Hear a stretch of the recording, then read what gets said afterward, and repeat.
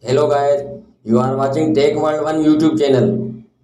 Google is launching its new smartphone Pixel 8a.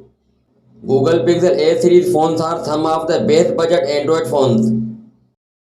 With the box, you will get an USB Type-C. The smartphone will run on Android 14 operating system and OLED display, 90Hz refresh rate and size will be 6.1 inches. Always on display with resolution of 1080 by 2400 pixel with protection of Corning Gorilla Glass. Google Pixel 8a will be powered by Tensor 3 4nm chipset with 3 GHz Luna Core CPU. The RAM will be 8 GB and storage will be 128 GB. It has a dual camera setup back on the smartphone. Main sensor will be 64 megapixel wide and 13 megapixel ultra wide.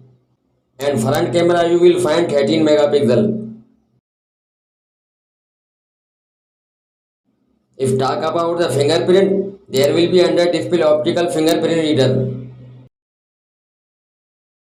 And battery will be non-removable 4500 mAh.